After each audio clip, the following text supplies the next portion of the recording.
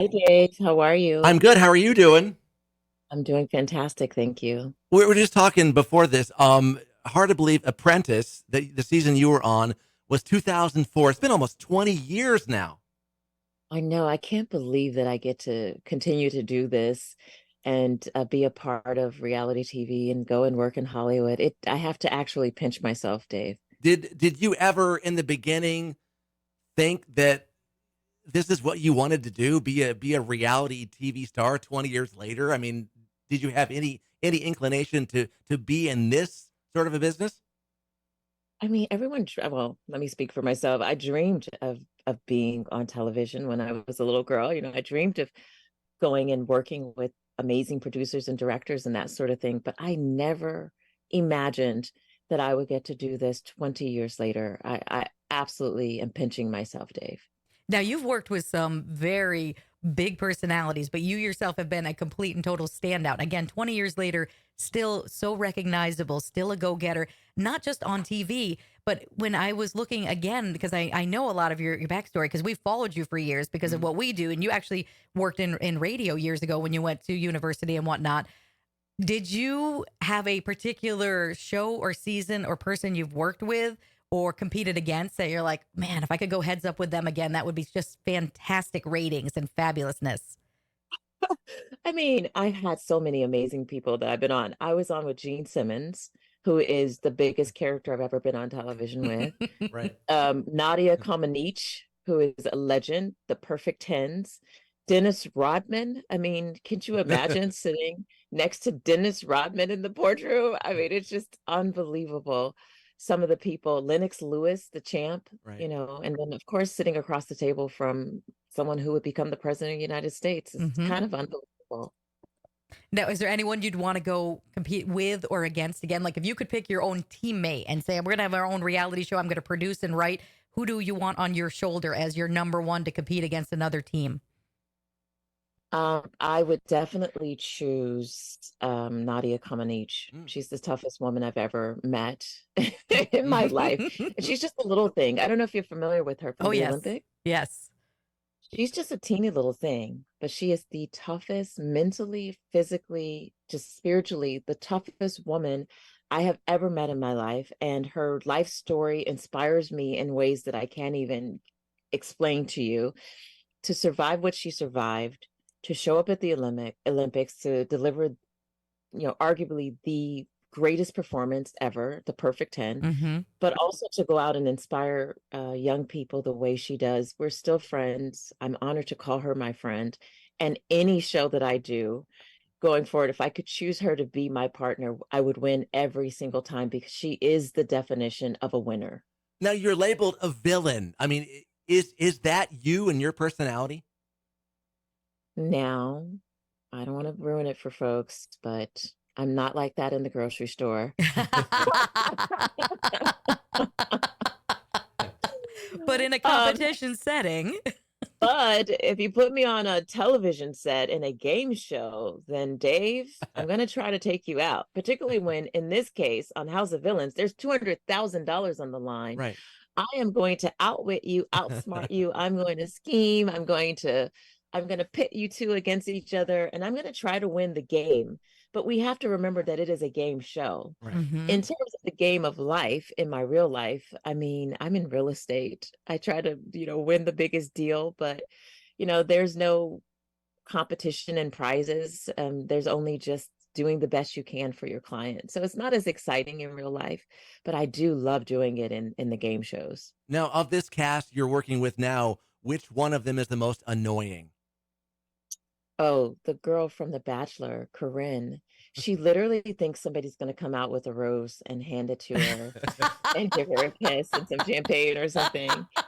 She Things that was are the not going hardest to person happen to. through Omarosa. No. No, it was hard because she really just kind of wanted to make out with the guys and just have fun. And like I said, like she thought there was going to be like a rose ceremony. And so it's hard when I play, I don't always play fair. And when you're Right. playing with somebody who is in some ways an innocent in that way, it makes you look like you're too tough. And so I had to be very careful how I Yeah. played the game with her and just be very mindful of her feelings. She cried a lot, which was hard to, work with people who cry a lot. Right. It was the wrong That was place for hard that. for me. Yeah. Yeah. It's quite a cast in there, though. I mean, you've got some formidable foes that are also have been on, like Johnny Bananas has been on Right. how many seasons of The Challenge, and he's been on other shows. I think he was on Chopped or Worst Cooks. I mean, he's a competitor Right. too. That's one of those, like, do you work with them or do you pretend you're working with them and kind of keep your eye on them at all times? Because there's a lot of that juxtapositioning, I would think, that's going on with you there. Yeah, but the hard part of this game is I could have nominated. So I won the first challenge. The first Yes. episode was already aired. And I could have nominated the guys, of Mm. course, put up Johnny Bananas, Johnny Fairplay, that sort Hmm. of thing. But there was a redemption challenge. And so you had to think, who are the individuals who could actually win this redemption challenge and come back and kick your butt? Yes. Yes. So you always had to choose the person that if they came back, it wouldn't be so terrible for you. Right. And that was the tough thing that the decision I had to make when I was the super villain of the week, per se. Who do I send and who's coming back for me and coming back, with vengeance? And so I was very careful about how and when I made my move, but don't worry, I have my chance to take my shot. There you go. So it's like a chess game, 3 moves ahead. Weird question for Right, you. It's one of my exactly. favorite questions to ask people, though. Who is the best smelling castmate this season? Well, of course, me. I mean, Well, there you go. hello. Rightly so. But you know what? I have a fantastic roommate. Her name is Anfisa, and she's just a ray of sunshine for me. We became very close on the show. She has great taste in fragrances, great taste in fashion, and great taste in food. So we connected in a very genuine way. What did you have to have in the fridge on your to-do list? Because I know you get a list of things you can have for your comfort item and your food. What was your must-have item to get through this experience?